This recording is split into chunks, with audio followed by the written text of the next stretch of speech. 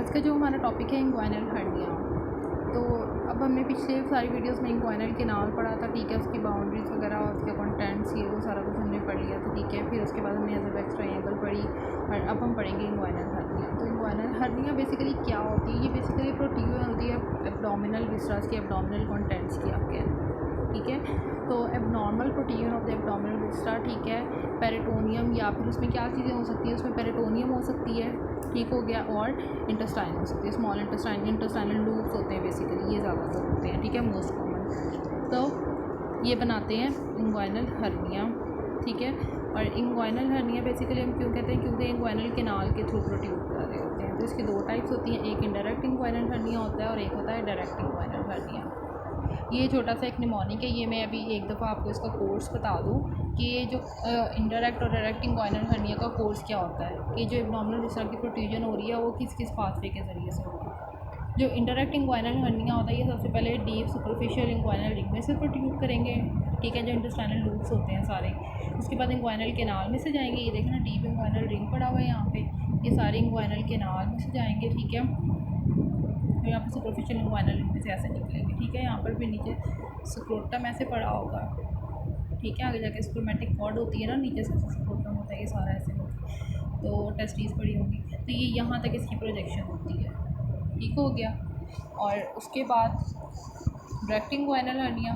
Direct inguinal hernia basically Hesselbach's triangle या फिर weak posterior wall of inguinal canal, ठीक है। इंग्वाइनल कैनाल की जो पोस्टीरियर वॉल होगी ना ऐसे करके बैक साइड से, ठीक है, वो बेसिकली वीक हो जाती है एब्डोमिनल मसल्स के वीक होने की वजह से, ठीक है। और हेज़लबैक्स ट्रायंगल मैंने आप लोगों को बताई थी वहाँ से, ठीक है, ये दो इसके पार्ट्स हैं, वहाँ से ये प्रोट्रूड करेगा और डायरेक्ट आगे किसमें जाएगा? सुपरफिशियल इंग्वाइनल कैनाल में से गुजरता है, सुपरफिशियल इंग्वाइनल रिंग से ऐसे बाहर निकल आएगा, ठीक है। डीप इंग्वाइनल रिंग से नहीं आएगा, बल्कि पीछे जो कैनाल पड़ी है यहाँ से ये प्रोट्रूजन होगी और ऐसे करके आ जाएगा बाहर, ठीक है। और ये स्क्रोटम तक लेस लाइकली जाता है, इसका ज़्यादातर कोर्स ऊपर ही होता है। तो इसको मैं आपको एक डायग्राम से बताती हूँ। ये देखें, ये डायग्राम है, थोड़ी कलरफुल सी करके मैंने बनाई है। इसमें मैं आपको सबसे पहले लेयर्स डिफाइन कर देती हूँ। ये है इंटेस्टाइनल लूप सारे, ये ब्राउन मार्कर से सारा बनाया हुआ है। ये ब्लैक मार्कर सारी पेरिटोनियम आ गई है, फिर एक्स्ट्रा पेरिटोनियल टिश्यूज़ आ गए हैं, फिर उसके बाद fascia transversalis, transverse abdominis muscle, internal oblique, external oblique, अंदर से बाहर की तरफ हम आ रहे हैं, फिर सुपरफिशियल फेशिया और ये स्किन यहाँ पर डीप फेशिया, ये सारी हमने कवर्स पढ़ेंगी। तो अब ये देखें, ये ऐसे जा रहा है सारा, ठीक है, ये पड़ा है डीप इंग्वाइनल रिंग, ठीक हो गया, और ये सारा यहाँ से गुजर के तो इसमें स्क्रोटम तक चला गया। अब ये डायग्राम क्यों ज़रूरी है? क्योंकि इससे आपने इसकी लेयर्स याद रखनी है। लेयर्स जो है ये इंपॉर्टेंट होती हैं, ये एमसीक्यूज़ में भी आ जाती हैं, आपसे क्वेश्चन जो एमसीक्यू में भी पूछा जा सकता है कि इनडायरेक्ट इंग्वाइनल हर्निया की कौन कौन सी लेयर्स होती हैं, ठीक है। तो क्या होंगी वो अब हम यहाँ से पढ़ते हैं। देखिए, ये सारी लेयर्स आपने पहले ना डायग्राम अपने माइंड में बना लेनी है, उसके बाद आपने लेयर्स बतानी है इसकी, क्योंकि अगर आपको कॉन्सेप्ट क्लियर नहीं होगा तो आप अच्छे तरीके से उसको याद भी नहीं रख सकेंगे और रट्टा लगाने का कोई फ़ायदा नहीं है। तो हम अंदर से बाहर की तरफ शुरू करते हैं कि ये हर्निया ऐसे आ रहा है ना, तो कौन कौन सी लेयर्स होती है। देखें, इंटरनल स्क्रोमेटिक फेशिया, ठीक है, ये ऐसे करके फेशिया ट्रांसवर्सैलिस से बन रहा होता है, जो पिछली आपने वीडियोस देखी हो तो उसमें था, मैंने बताया था ये। फिर उसके बाद क्रीमिस्टेरिक फेशिया, फिर आ जाता है इंटरनल स्क्रोमेटिक फेशिया। क्रीमिस्टेरिक फेशिया किससे बनता है? इंटरनल ऑब्लिक की एपोन्यूरोसिस से, और ये एक्सटर्नल स्क्रोमेटिक फेशिया जो बेसिकली एक्सटर्नल ऑब्लिक मसल से बनता है। फिर उसके बाद ये सारी आगे सुपरफिशियल फेशिया और ये स्किन, ये इसकी किसकी हो गई? इनडायरेक्ट इंग्वाइनल हर्निया की लेयर्स होगी। उसके बाद आप आ जाएँ direct inguinal hernia. Direct inguinal hernia basically protrusion होती है, ये बेसिकली ना ज़्यादा इसमें प्रोट्रूड इस वजह से भी नहीं करता इंग्वाइनल कैनाल के अंदर कि कंजॉइंट टेंडन जो होता है ना, और आगे जो एक्सटर्नल स्क्रोमेटिक फेशिया और पेरिटोनियम टिश्यूज़ जो होते हैं ये थोड़ी सी इसको सपोर्ट दे देते हैं, तो ये आगे इस वजह से भी नहीं जा पाता। ये भी इसके एक यानी कि सैक लाइक ना होने में एक रोल प्ले करते हैं कि इसके सिर्फ एक बल्ज होता है, एक स्वेलिंग सी आपको मिलेगी, लेकिन इसमें क्या होता है कि इसमें यानी कि इसमें स्वेलिंग सी मिलती है और इसमें ये अंदर प्रोट्रूड कर गया होता है, ठीक है, इसमें आपको स्वेलिंग सामने वाजिया नज़र आती है। तो इसमें हम लेयर्स पढ़ते हैं। ये देखें, अब ये है इस तरफ को आ रहा है, ठीक है, वो अंदर चला गया था जो इंटरैक्ट इंग्वायनल हर्निया था, ठीक है। तो जो स्पर्मेटिक कॉर्ड की थी या स्क्रोटम की सारी लेयर्स थी वो इसकी होंगी, और डायरेक्ट इंग्वायनल हर्निया के अंदर ये प्रोट्यूड नहीं कर रहा। तो इसकी लेयर्स हम अगर देखना शुरू करें, skin, superficial fascia, external spermatic fascia.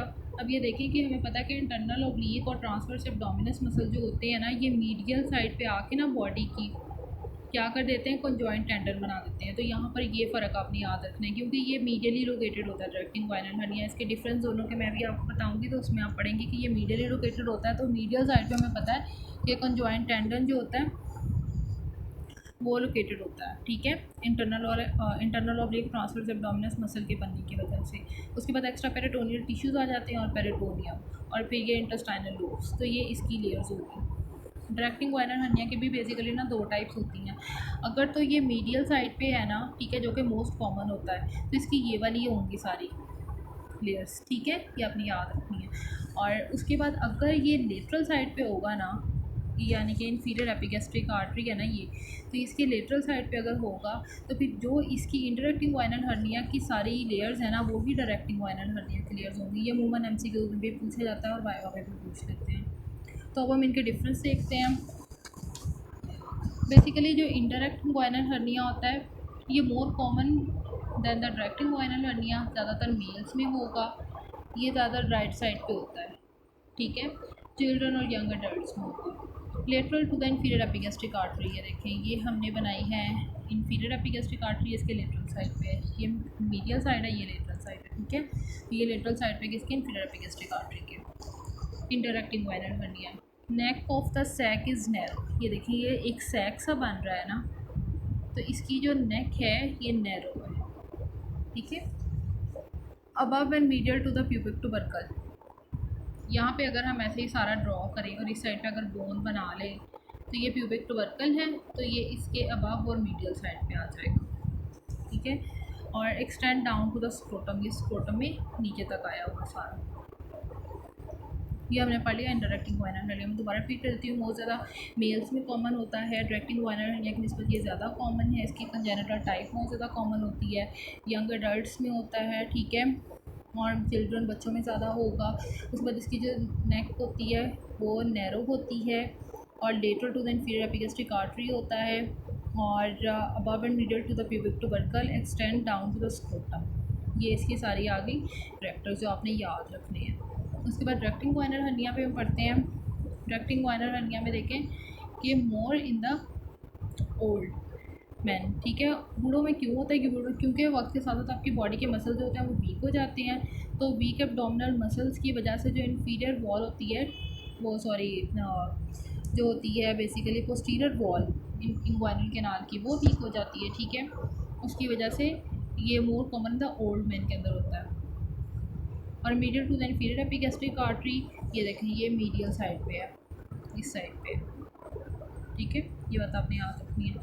और neck of the sac is wide, ये देखिए इसमें नेक कितनी वाइड है पता नहीं कहाँ पे जाके होगी, ठीक है, लेकिन इसमें नैरो थी, इसमें हम लोग कुछ देख रहा था। तो इसमें क्या क्या पॉइंट्स हैं कि ये ज़्यादातर बूढ़े लोगों में होता है, क्योंकि posterior wall of the inguinal canal जो होती है वो वीक हो जाती है मसल्स के वीक होने की वजह से, और medial to the inferior epigastric artery और नेक जो होती है वो सैक वो वाइड होती है। अब हमने पढ़नी है इसकी टाइप्स में एक कंजेनिटल टाइप होती है और एक होती है एक्वायर्ड। ये हम इंटरैक्ट की पढ़ रहे हैं। जो कंजेनिटल होती है टाइप, उसके अंदर बेसिकली पार्शियल या complete patency of the process vaginalis, यानी कि जो प्रोसेस वेजिनैलिस होता है ना ये वाला पार्ट, ठीक है, ये थोड़ा सा रह जाता है, ठीक है, जिसकी वजह से क्या होता है कि पाथवे जो होता है ना इंटेस्टाइनल लूप्स को वो मिल जाता है आगे प्रोट्यूट करने का। ये देखें इसके अंदर अगर हम देखें तो ये इस पाथवे के अलॉन्ग यहाँ पे आ जाएंगे, तो ये ख़त्म नहीं हुआ होगा प्रोसेस वेजिनैलिस, ठीक है, ये ऐसे इसमें रिमेन्स रहेंगे इसके, और उसी के उनको एक पाथवे मिल जाता है इंटेस्टाइनल लूप्स को आगे जाने के लिए, ठीक है, तो ये उसको फॉलो करते हुए आगे की तरफ प्रोट्यूट कर जाता है। और इन्फेंट्स में ज़्यादा होता है। एक्वायर्ड क्या है, ड्यू टू इंक्रीज इंट्राएब्डोमिनल प्रेशर, यानी कि कफिंग की वजह से, या आप बोलते हैं प्रेशर इंट्राएब्डोमिनल प्रेशर इंक्रीज हुआ है उसकी वजह से। एक्वायर्ड यानी किसी ना किसी रीज़न की वजह से है। कंजेनिटल का मतलब होगा बाय बर्थ, और एक्वायर्ड का मतलब होगा कि बाद में किसी रीज़न की वजह से हुआ, और ये बड़ों में ज़्यादा होता है एडल्ट्स में, ठीक है। इसकी टाइप्स क्या हैं? इसकी एक जो है बेसिकली डायरेक्ट इंग्वायनल हर्निया, उसमें दो टाइप्स आती हैं, मीडियल और लेटरल। ठीक है, अब लेटरल में आपको मैंने बात बताई थी कि इसकी वही होंगी कवरिंग्स जो कि इंडायरेक्ट इंग्वायनल हर्निया की होती हैं। ये देखें ना, इंफीरियर एपिगैस्ट्रिक के लिहाज से हमने इसको मीडियल लेटरल में किया है डिवाइड, के जो इंफीरियर एपिगैस्ट्रिक की इधर लेटरल साइड पे होगा, ठीक है, तो ओ सॉरी मीडियल साइड पे होगा उसे मीडियल कहेंगे, जो लेटरल साइड पे होगा उसे लेटरल बोलेंगे। तो ये थी इंग्वायनल हर्निया। ठीक है, उसमें आपने क्या चीज़ याद रखनी है? उसमें आपने कोर्स याद रखना है, फीचर्स याद रखने हैं और टाइप्स याद रखनी है। अब आ जाते हैं निमोनिक पे। इसमें सिंपल सा निमोनिक है कि एमडीज डोंट लाई। ठीक है, एम का मतलब एमडीज डोंट लाई। ठीक है, एम का मतलब है यहाँ पर मीडियल साइड पे, और डी का मतलब डायरेक्ट इंग्वायनल हर्निया, यानी कि जो डायरेक्ट इंग्वायनल हर्निया वो इंफीरियर एपिगैस्ट्रिक आर्टरी के मीडियल साइड पे होता है। और एल आई से हमने याद रखना है कि इंडायरेक्ट इंग्वायनल हर्निया लेटरल साइड पे होता है इंफीरियर एपिगैस्ट्रिक आर्टरी के। ठीक है, ये इनकी लोकेशन को याद रखने के लिए छोटी छोटी चीज़ें जो एमसीक्यूज़ में पूछ ली जाती हैं। इसमें आपको लेयर्स बहुत अच्छे से आनी चाहिए, लेयर्स में से एमसीक्यूज़ आते हैं। ठीक है, आप जितना कॉन्सेप्ट बना के चीज़ों को याद रखेंगे उतनी आपको याद रखेंगे। बाकी इसमें से कोई भी अगर क्वेश्चन या कोई भी चीज़ आपको समझ नहीं आए तो आप कमेंट सेक्शन में पूछ सकते हैं।